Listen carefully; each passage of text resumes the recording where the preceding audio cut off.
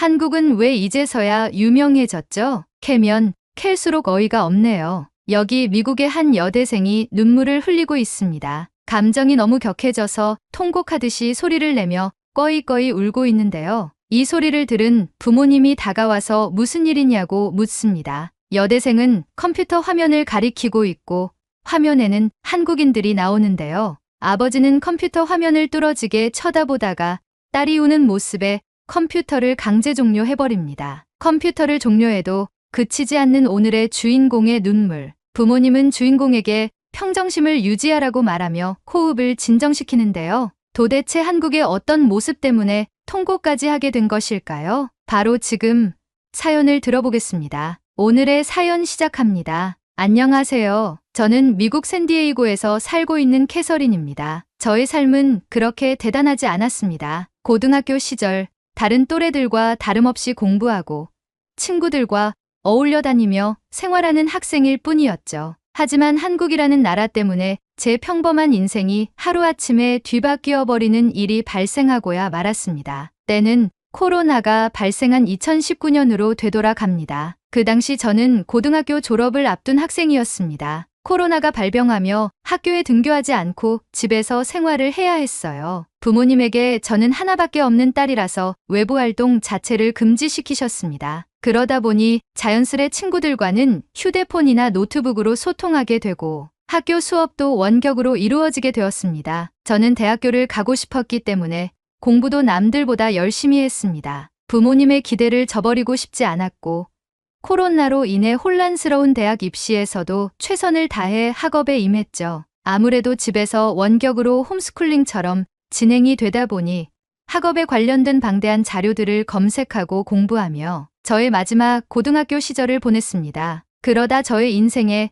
전환점이 한번 찾아오게 되었어요. 제 원래 목표는 아버지처럼 금융회사에 입사해서 아버지의 길을 따라가는 장래를 생각했습니다. 항상 정장을 차려입고 한 손엔 검은색 서류 가방을 들고 출근하시던 아버지의 모습이 어릴 적부터 멋져 보였기 때문입니다. 저도 깔끔하게 정장을 입고 아버지와 함께 회사로 출근하는 모습을 상상하곤 했었죠. 하지만 제가 꿈꿔온 장래희망이 바뀌게 되어버렸습니다. 코로나 때문이었죠.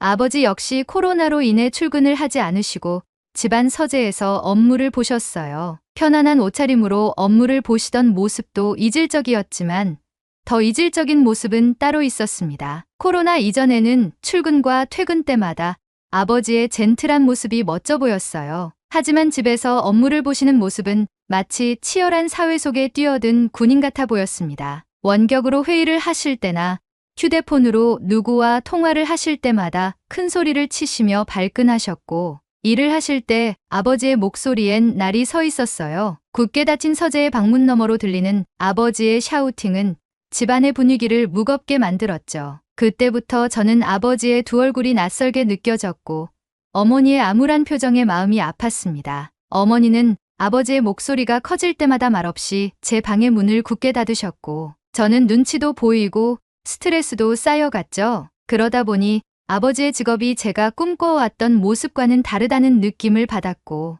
얼마 남지 않은 제 대학 진로에 큰 영향을 미치게 되었습니다. 공부도 손에 잡히지 않고 헤드폰을 끼고 음악을 들으며 멍하니 창밖만 바라보게 되기 일쑤였죠. 그렇게 대학 입시철이 다가오게 되고 저는 진로에 대한 생각이 정리가 되지 못한 채로 어찌해야 될지 모르는 지경에까지 이르렀습니다. 그리곤 생각했죠. 내가 무엇을 할 때 제일 행복을 느끼는가?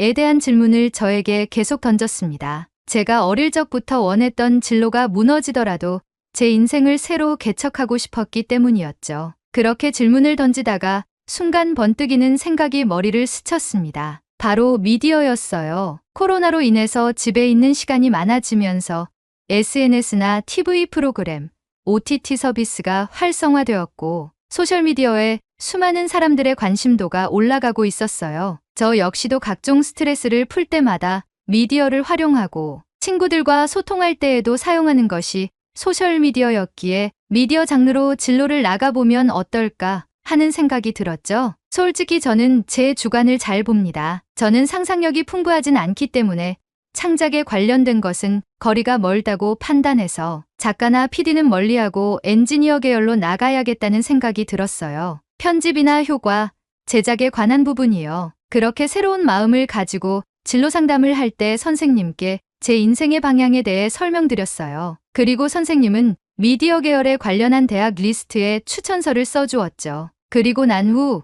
저는 부모님께 제 진로에 대해 말씀을 드렸어요. 세상 모두가 힘들고 지칠 때마다 웃게 해주고 행복을 전해주는 미디어를 만들고 싶다고 말이에요. 그러자 어머니는 제 말을 듣고 응원해주기 시작했어요. 캐서린, 너의 인생은 내가 직접 그려나가는 거야. 코로나 시국 속에서 대학 입시에 고민이 많았을 텐데 꿋꿋이 너의 인생을 설계하는구나. 참 멋져. 어머니는 제 손을 꼭 잡고 저를 토닥여 주었고 저는 어머니를 껴안았습니다. 하지만 이내 밝았던 분위기는 사그라들었어요. 바로 아버지 때문이었죠. 아버지는 아무 말 없이 앉아서 바닥만 쳐다보고 있었어요. 저와 어머니는 아버지를 쳐다만 보았죠. 오랜 정적 끝에 아버지가 말을 꺼냈어요. 캐서린, 너의 선택이 옳은 것 같다. 현재 미국 경제는 암흑기야. 코로나로 인해서 많이 힘들어졌지. 나의 모습을 돌아보니 너의 선택에 영향을 많이 끼쳤다는 것을 직감할 수 있었단다. 아빠가 못난 모습을 많이 보여준 것 같아. 정말 미안하구나. 나는 하나뿐인 딸의 꿈을 응원해. 우리 딸이 엄마와 아빠에게 행복한 모습만 보여준다면 우린 그것으로도 기쁠 것 같구나. 잘 자라줘서 고맙다, 우리 딸. 그렇게 저는 부모님의 든든한 지원 속에 대학 입시 준비에 매진하였습니다. 선생님의 추천서로 대학에 면접도 보러 다니며 제 꿈을 향해 한 발짝씩 나아가기 시작했죠. 하지만 제 기대와는 달리 현실은 가혹했습니다. 여느 때와 같이 집에서 노트북으로 영화를 보고 있었습니다. 그런데 그 순간 메일함에서 알림이 울렸어요. 제가 지원한 대학교에서 메일이 왔죠. 저는 부푼 마음에 메일을 열어보았습니다. 하지만 메일에 적힌 내용은 다름 아닌 불합격 통보였죠. 순간 억장이 와르르 무너졌습니다. 제가 어릴 적부터 목표하던 대학교를 못 가게 된 상황에 마주하자 눈에서 눈물이 나기 시작했어요. 때마침 제가 보고 있던 영화의 내용도 여주인공이 슬피 우는 장면이었습니다. 창밖의 날씨는 먹구름이 잔뜩 끼어 있었고 저는 슬픔을 주체하지 못하고 엉엉 울기 시작했습니다. 제 울음소리를 들은 어머니가 놀라 달려오셨고 저는 불합격 메일을 어머니에게 보여드렸습니다. 어머니는 말없이 저를 안아주셨고 대학이 인생의 전부는 아니라고 말하며 예술가의 길은 넓고 방대하기에 관련된 직장을 알아보자고 하셨어요. 제 눈에 흘러내리는 눈물을 닦아주시며 최선을 다해 도와준다고 하셨죠. 저는 어머니에게 말없이 고개를 끄덕이고 울음을 그쳤지만 대학교 불합격과 제 인생의 진로가 무너진 기분은 한동안 제 가슴 한켠에 자리 잡았어요. 그날 밤 아버지가 저를 달래주러 제 방에 오셨지만 저는 이불 속에 꽁꽁 숨은 채로 제 스스로를 달래려 했습니다. 그렇게 우울함 속에서 살아가던 중 제 친구 마리가 연락이 왔어요. 마리는 저에게 대학이 어찌 되었는지 물었고 저는 떨어졌다고 했죠. 마리는 제 말을 듣고 저를 위로해 주었어요. 그리곤 자신도 대학에 떨어졌다고 말했죠. 저는 마리에게 물었어요. 마리, 대학에 떨어졌는데도 넌 밝아 보여. 인생이 무너지는 기분이 들지 않아? 그러자 마리가 대답했어요. 대학이 내 인생에 있어 중요한 부분은 아니라고 생각해, 캐서린. 꿈이 있다면 관련된 일을 하면서 배워나가는 방법도 있는데 꼭 대학이 전부일까?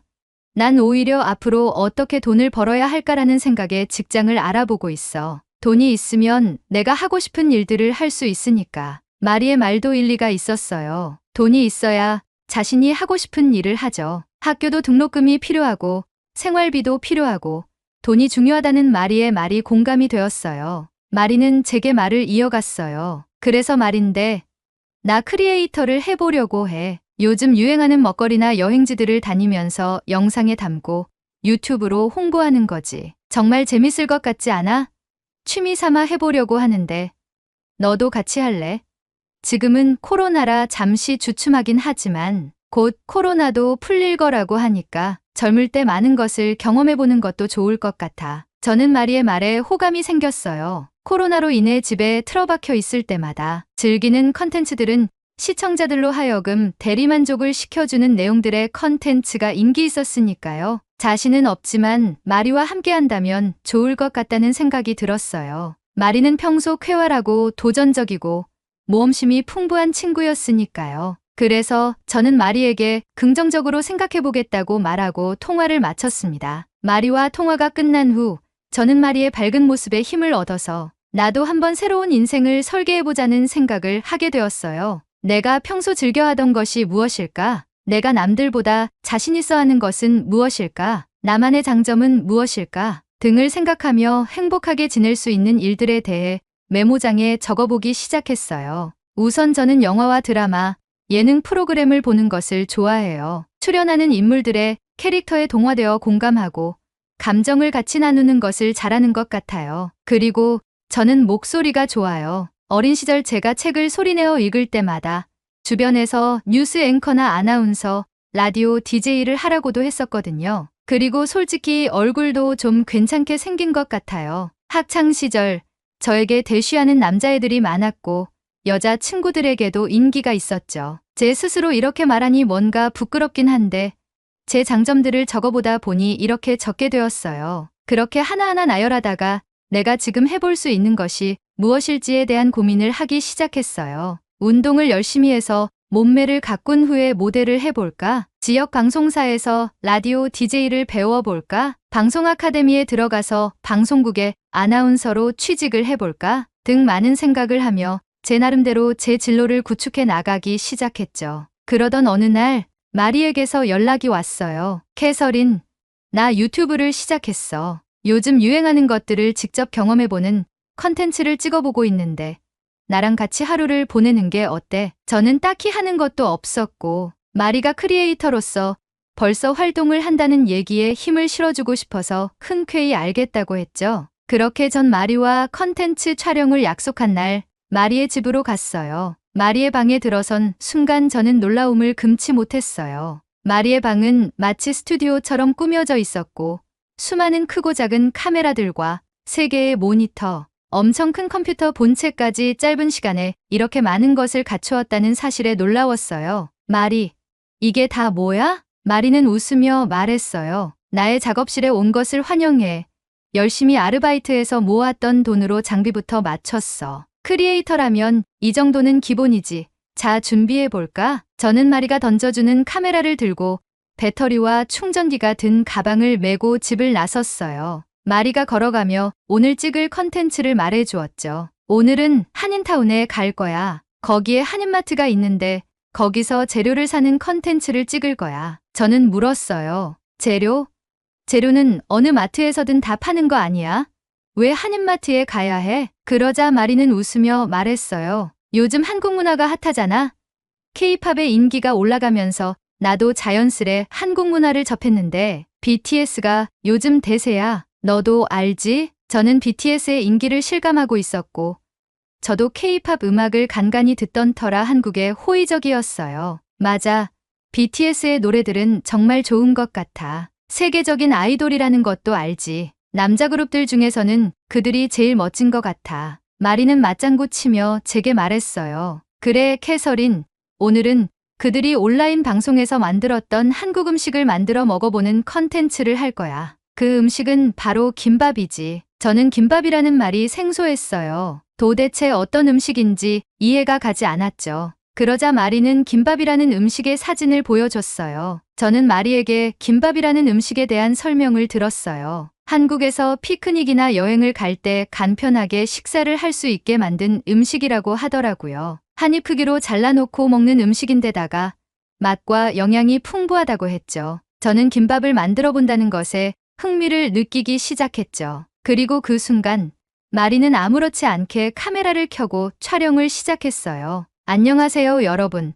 오늘은 한국의 BTS가 추천한 한국의 음식, 김밥을 직접 만들어서 먹어보려고 해요. 그러기 위해선 재료부터 사야겠죠?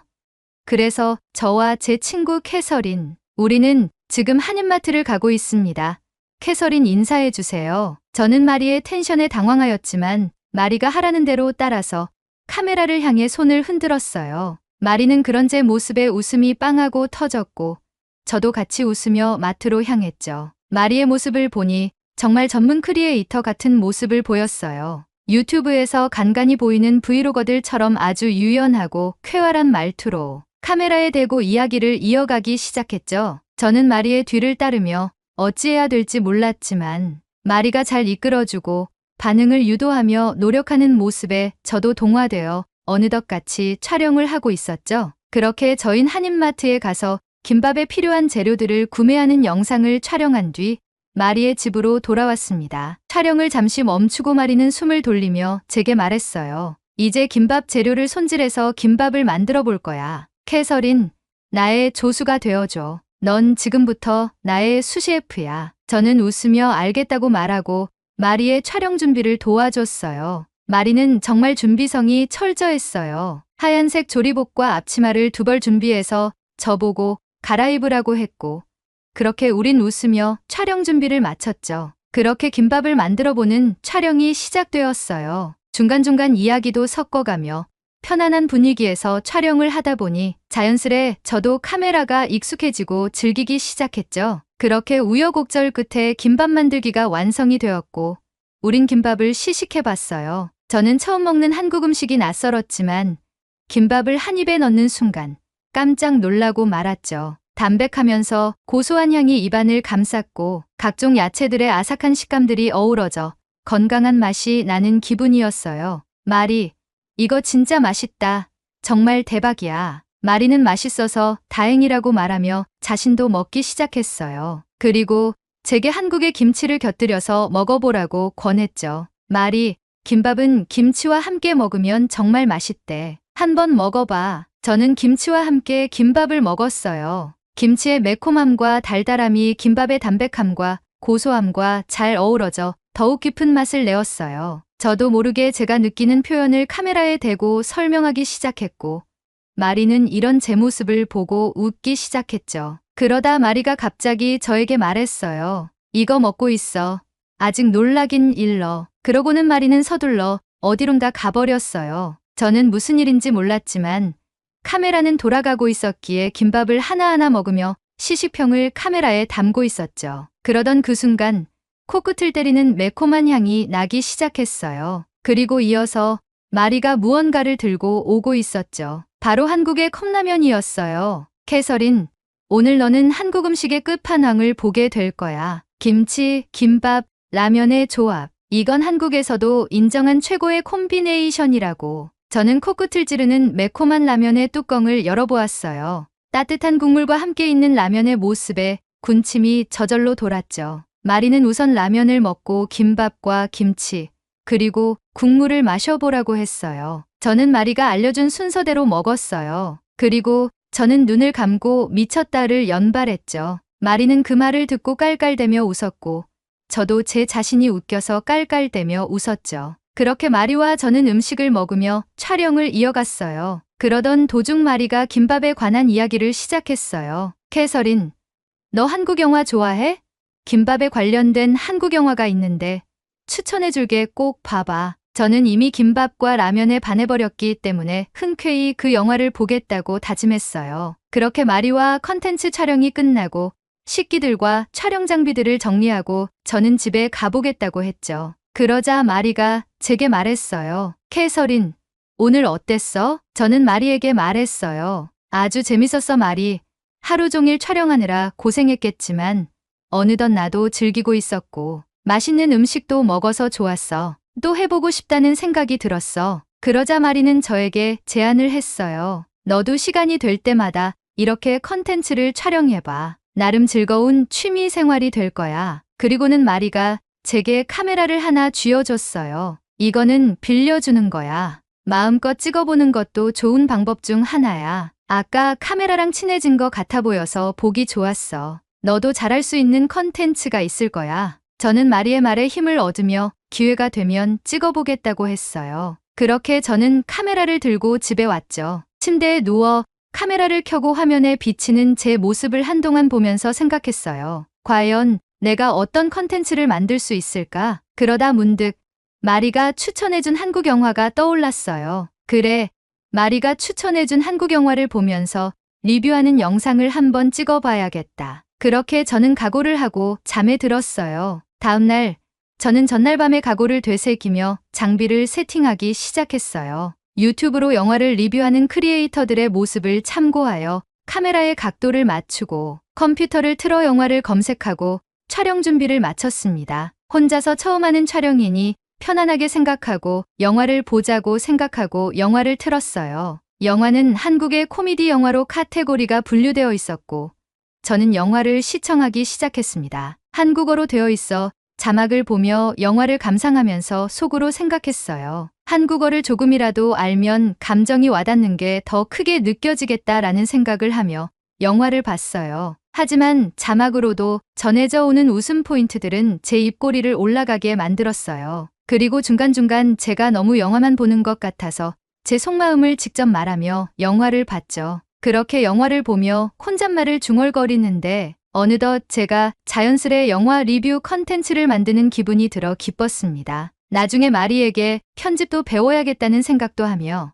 영화를 보던 도중 순식간에 제 마음을 아프게 하는 장면이 나왔어요. 마리가 언급한 김밥이 나오는 장면이었어요. 주인공이 자신이 좋아하는 여자와 함께 김밥을 먹는 장면인데 저는 마리의 집에서 먹었던 김밥을 회상하며 영화를 보고 있었죠. 그러던 그 순간 주인공이 김밥을 씹던 입을 멈췄어요. 그리고 눈에선 눈물이 흘러내렸죠. 그 장면을 보는 순간 저는 이전의 영화의 코믹적인 요소들에서 보여졌던 복선들이 한순간에 슬픔으로 몰아닥쳐 제 마음을 아프게 하면서 저도 모르게 눈물이 터지고 말았어요. 한국에 계신 여러분도 들어보셨겠지만 영화의 제목은 바로 헬로우 고스트입니다. 주인공 차태현이 고아로 살아가는데 자살을 기도하다가 살아나는 순간부터 주변에 4명의 유령들이 보이기 시작하고 그 유령들의 소원을 들어주는 이야기였어요. 유령들을 쫓아내려고도 하고 주인공이 다시 자살 기도를 하려 해도 유령들이 이를 막으면서 주인공을 괴롭히는 내용이었죠. 유령들의 소원이 어이가 없어서 코믹적인 요소들이 초중반에 엄청 많이 보여서 단순히 웃으며 즐기는 영화로 생각했던 제게 마지막 반전은 큰 눈물을 자아내게 했습니다. 그 눈물의 매개체는 김밥이었고 저도 모르게 소리를 내며 통곡하게 되었어요. 제가 우는 소리를 듣고 부모님은 걱정이 되어 제 방에 들어오셨고 저는 그럼에도 불구하고 눈물을 쏟고 있었죠. 가슴이 찢어질 듯한 고통에 흐느끼고 있는 제 모습을 보시고 아버지는 컴퓨터를 종료했습니다. 어머니는 이게 무슨 일이냐며 왜 울고 있냐며 저를 안아주었어요. 저는 아버지에게 다시 컴퓨터를 켜라고 소리쳤고 아버지는 당황했습니다. 저는 부모님에게 자초지종을 설명하고 정말 슬픈 영화를 본 것 같다고 말하며 부모님에게 같이 영화를 보자고 했어요. 제가 감정을 컨트롤하지 못해서 흐느끼고 부모님까지 들어오셨기에 촬영한 영상은 쓰지 못할 것 같아서 카메라를 껐습니다. 그리고 온전히 우리 가족은 다시 처음부터 헬로우 고스트를 시청하기 시작했어요. 저는 김밥까지의 내용을 알고 있어서 다시 보면 감흥이 없을 줄 알았지만 결과를 알게 되니 이전의 장면들이 더 슬프게 다가왔습니다. 부모님은 웃긴 장면에서 웃으며 시청하는데 저는 몰래 올라오는 눈물을 훔쳐야 했죠. 그리고 마지막에 김밥이 나올 때 저희 부모님은 제가 왜 울었는지 알겠다고 말하며 저를 감싸 안고 눈물을 흘리셨습니다. 영화가 끝나고 부모님은 너무 감동적인 영화라고 말하며 한국인이 영화를 잘 만든다고 칭찬했어요. 그러다 아버지가 제게 물었어요. 캐서린, 아까 카메라로 무엇을 찍는 것 같았는데 뭐였니? 저는 마리의 이야기부터 시작해서 제가 하려고 하는 컨텐츠를 설명하기 시작했어요. 부모님은 가만히 듣고 계시다가 제게 말했어요. 내가 정말 좋아하는 일인 것 같구나. 어릴 때부터 넌 영화를 좋아했잖니? 그리고 네가 꿈꿔오던 미디어 계통의 일이니 애정을 가지고 한번 도전해보는 것도 좋겠구나. 아빠와 엄마는 내가 하고 싶은 것이 있으면 적극 지원해줄게. 한번 해보려무나. 저는 그 말에 감동하여 부모님을 껴안았고 감사하다고 말했습니다. 부모님이 방을 나가시고 저는 방을 둘러보았어요. 마리의 방과 비교해보며 제 방에 대한 컨셉을 짜기 시작하고 제가 하려고 하는 컨텐츠에 맞게 장비를 맞춰야겠다는 생각을 했어요. 부모님께 저의 계획을 전달드리고 제 방을 꾸미기 시작했습니다. 저는 저만의 컨텐츠를 확립했습니다. 제 컨텐츠는 헬로우 고스트와 같은 한국의 숨은 명작들을 찾아서 영어권 국가에 소개하는 컨텐츠를 진행하는 것으로 컨셉을 잡았습니다. 한국어도 배워서 시청자들에게 감정을 더 생생히 전달드리고 한국의 역사와 문화도 공부하며 한국의 정서를 시청자들에게 제공하는 컨텐츠를 계획하며 진행하기로 했죠. 그렇게 크리에이터의 길로 접어들게 되었고 지금까지 활동하고 있습니다. 저는 트위치라는 라이브 방송 플랫폼에서 방송 중입니다. 한국에는 트위치 방송이 서비스가 종료되었다고 들었어요. 그래서 저는 한국의 컨텐츠의 해외 반응을 유튜브 영상으로 편집해서 유튜브도 해볼까 합니다. 몇 달 전 한국의 차태현 배우가 출연한 출연작 중 무빙이라는 시리즈가 유행이었어요. 라이브 방송 때 반응이 폭발적이었죠. 이미 수많은 사람들이 한국의 영화, 드라마를 즐기고 있고 호평이 이어지고 있습니다. 여러분이 직접 느낄 수 있도록 유튜브에 업로드할 영상을 만들어 올릴 테니 많은 관심 부탁드립니다. 채널 개설하면 여기를 통해 채널 홍보도 할게요. 헬로우 고스트와 무빙 아직 보지 않으신 분들에겐 정말 추천하는 영화입니다. 제 인생의 진로를 결정할 수 있게 해준 한국의 음식, 김밥과 한국 영화들에게 감사의 인사를 전합니다. 앞으로도 좋은 컨텐츠 기대하겠습니다. 감사합니다. 오늘의 사연은 여기까지입니다. 저도 제보해준 영화 2편을 다 봤는데요. 다시 봐도 명작인 것 같습니다. 외국인들이 공감할 만한 한국의 숨은 명작이 또 무엇이 있는지 댓글에 남겨주시면 감사하겠습니다. 그리고 오늘의 이야기에 공감하신다면 구독, 좋아요 한 번씩 부탁드리겠습니다. 다음에 더 좋은 사연으로 여러분을 찾아뵙겠습니다. 시청해주셔서 감사합니다.